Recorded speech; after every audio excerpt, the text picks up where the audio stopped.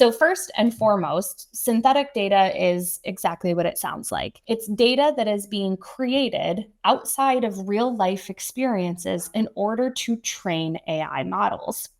And oftentimes we rely really heavily on it when we look at industries like healthcare, where there's things like HIPAA compliance or other heavy regulatory components that we need to kind of like go up against.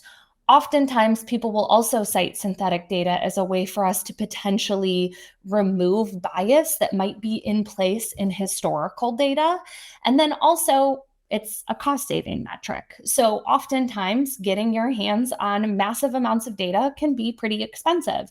And when you've hit your limit of what data is available or the amount of money that you have to obtain said data, synthetic data becomes another option for these companies to continue to grow their models and continue to hopefully improve their performance over time. Now, there's some really interesting conversations out there about the role of synthetic data and if it ultimately is going to be what leads to the collapse of AI.